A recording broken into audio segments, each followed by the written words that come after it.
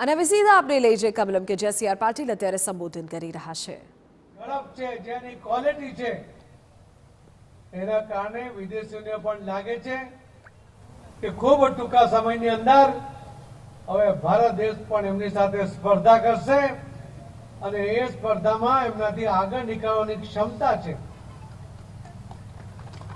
આ મોટા મોટા દેશોને આટલું મોટું ઇન્ફ્રાસ્ટ્રક્ચર ઉભા કરતા વર્ષો લાગ્યા છે, દશકો વીતી ગયા છે. જ્યારે આપણા દેશને છેલ્લા 10 વર્ષની અંદર જેનો વિકાસ જે થયો છે એ તો અપ્રતિમ છે. અને કોઈ એક દેશના પ્રધાનમંત્રી એના દેશને 10 વર્ષ જેવા નાના સમયની અંદર વિદેશ સાથે સ્પર્ધામાં લાવે, સર્વાંગી વિકાસની વાત કરે, આખા દેશના લોકોને એક તાતણી જોડે, એ તો આપણા આદરણીય પ્રધાનમંત્રી શ્રી નરેન્દ્રભાઈ મોદી સાહેબ જ કરી શકે. ભારતીય જનતા પાર્ટીના સ્થાપના પછી અનેક મેનિફેસ્ટો આવ્યા, અનેક ચૂંટણી ઢંઢેરાની અંદર દરેક પાર્ટીઓ જે રીતે લોકોને વચનો આપે છે, આકર્ષણો આપે છે, પ્રોમિસ કરે છે, પણ મોદી સાહેબે આજ દિન સુધીમાં દરેક ઇલેક્શનમાં આપવામાં આવેલા તમામ વચનો કે જે ભારતીય જનતા પાર્ટી આપ્યા હતા એ પૂરા કર્યા છે. આજ દિન સુધી દુનિયામાં એવી કોઈ પાર્ટી નથી કે એના સ્થાપનાથી એને આપેલા તમામ વચનો પૂરા કર્યા હોય એવી એકમાત્ર પાર્ટી જો દુનિયામાં હોય તે ભારતીય જનતા પાર્ટી છે. અને એના એકમાત્ર પ્રધાનમંત્રી હોય તો એ નરેન્દ્રભાઈ મોદી સાહેબ છે. કોઈ પ્રોમિસ મત ખેંચવા માટે નહીં,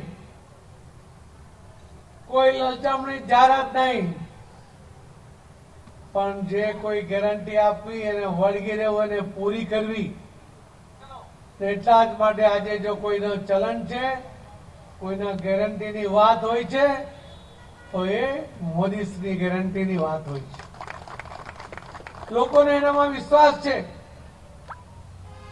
અને એના કારણે આખો દેશ આજે મોદી સાહેબમાં વિશ્વાસ રાખીને આગળ વધી રહ્યો છે. થોડા દિવસ પહેલાનું આપણે વાતાવરણ જોયું હતું દેશમાં કે આખો દેશ રામમય બન્યો હતો.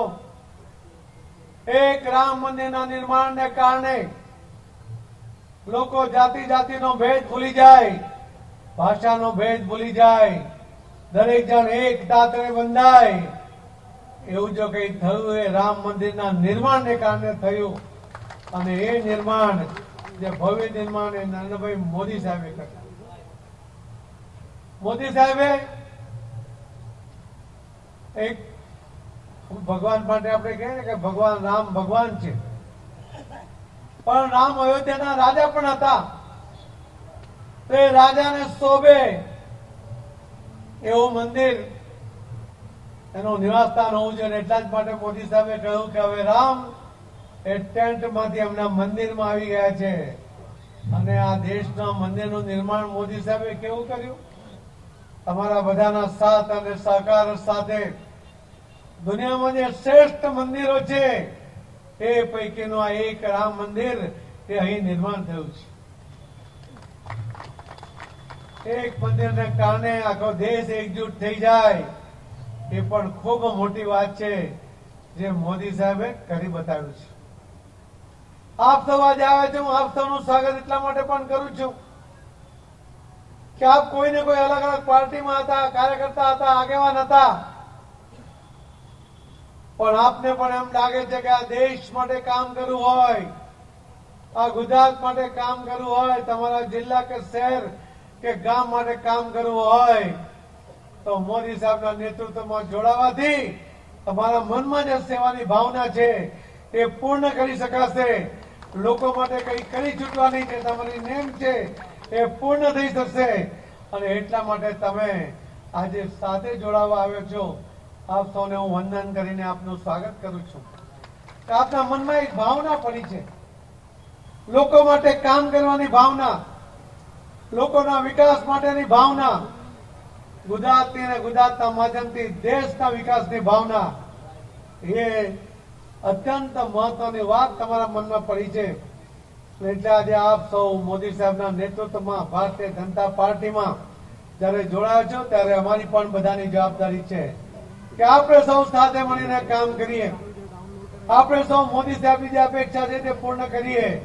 આપણે સૌ આ દેશના લોકોની જે અપેક્ષા છે એ પૂર્ણ કરીએ.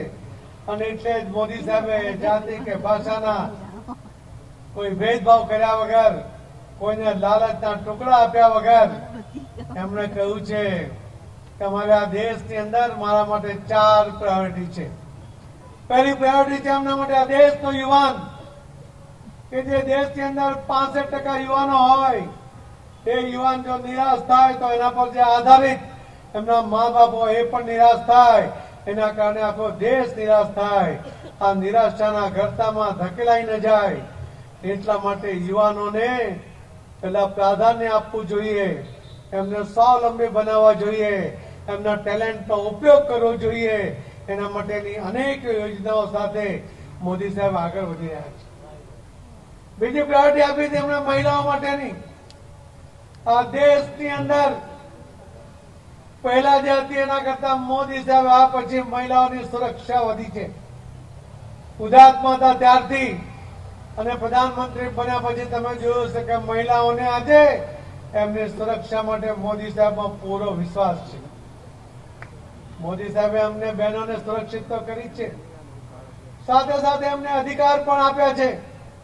ગુજરાતમાં મુખ્યમંત્રી હતા ત્યારે જ એમણે તાલુકા પંચાયત, જિલ્લા પંચાયત, નગરપાલિકા, મહાનગરપાલિકામાં 50% જેટલા મહિલા બહેનો માટે રિઝર્વેશન આપીને એમને અધિકાર આપ્યો. પ્રધાનમંત્રી બન્યા પછી વિધાનસભા અને લોકસભાની અંદર એમને 33%નું રિઝર્વેશન સફળતાપૂર્વક આપનાર એ નરેન્દ્ર મોદી સાહેબ છે. અને એના કારણે આ દેશની મહિલાઓ સુરક્ષિતતા અનુભવે છે. સાથે સાથે એમ લાગે છે કે અમારો અધિકાર જો કોઈ અમને અપાવે છે તે મોદી સાહેબ અપાવે છે. એવા મોદી સાહેબને આપણે સૌ કાર્યકર્તા બનીને એમને હાથ મજબૂત કરવા માટે નીકળ્યા છે. એમની અનેક યોજનાઓના લાભ દ્વારા લોકોને એમની મુશ્કેલીમાંથી બહાર કાઢવા, એમનું જીવન સરળ બને એના પ્રયત્ન આપણે સાથે મળીને કરવાના છે. કોઈ સૂત્ર આપ્યા વગર, કોઈને ભરમાવ્યા વગર મોદી સાહેબે કામ કર્યું. એના કારણે જે ગયા વીકમાં રિપોર્ટ આવ્યો એમાં બહાર આવે છે આંકડા કે આ દેશના 24 કરોડ લોકો, 140 કરોડમાંથી 24 કરોડ લોકો એ ગરીબી રેખામાંથી બહાર આવ્યા છે. એ મોદી સાહેબની દેન છે. અને એ બાકીના લોકોને પણ એમાંથી બહાર લાવવા આપણી બધાની સંયુક્ત જવાબદારી છે. આવો આપણે સાથે મળીને આ દેશનો, આ ગુજરાતનો અને ગુજરાતના માધ્યમથી સૌનું ભલું કરવા માટેના પ્રયત્નમાં લાગીએ. આપ સૌને અહીં આપણું સ્વાગત કરતા આનંદ અનુભવું છું અને આપણે સાથે મળીને આગળ વધીશું એવી આપને ખાતરી આપું છું. ખૂબ ખૂબ ધન્યવાદ. જય જય ગરી ગુજરાત. ભારત માતા કી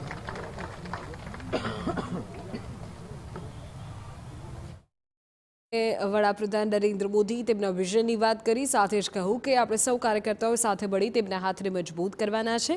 તેમણે રામ મંદિરનો ઉલ્લેખ પણ પોતાના ભાષણ દરમિયાન કર્યો અને કહ્યું કે આપણે સૌ રામમય બની ગયા અને નાત જાતના ભેદ ભૂલી ગયા. ઉલ્લેખનીય છે કે ભાજપનું ઓપરેશન લોટસ ચાલી રહ્યું છે અને અંતર્ગત આજે પણ ઘણા નેતાઓ ભારતીય જનતા પાર્ટીમાં જોડાઈ રહ્યા છે. ત્યારે તમામની વચ્ચે સી.આર. પાટીલનું આ નિવેદન ખૂબ મહત્વપૂર્ણ બની જાય છે. કોંગ્રેસમાંથી એક્ઝિટ અને આમ આદમી પાર્ટીમાંથી નીકળેલા નેતાઓ અત્યારે ભારતીય જનતા પાર્ટીમાં જોડાઈ રહ્યા છે. તમામનું સ્વાગત અત્યારે સી.આર. પાટીલ અને ભારતીય જનતા પાર્ટીના પ્રદેશના અગ્રણીઓ દ્વારા કરવામાં આવી રહ્યું છે. અને એની પહેલાં સી.આર. પાટીલનું આ નિવેદન આજે સામે આવ્યું, જેમાં તેમણે કહ્યું કે આપણે સાથે મળીને વડાપ્રધાનના જે વિકાસના કાર્યો છે તેમાં આગળ વધવાનું છે. અને સાથે સાથે તેમણે કહ્યું કે ભાજપની વિકાસની જે વિચારધારા છે તેને જ અનુસરીને નેતાઓ ભારતીય જનતા પાર્ટીમાં પ્રવેશ કરવા ઉત્સુક હોય છે. તો લોકસભા ચૂંટણી પહેલા કોંગ્રેસ અને આમ આદમી પાર્ટીના આગેવાનોએ ભાજપનો ભગવો કેસરીઓ ધારણ કર્યો છે. સીધા દ્રશ્યોમાં આપણે બતાવી રહ્યા છીએ.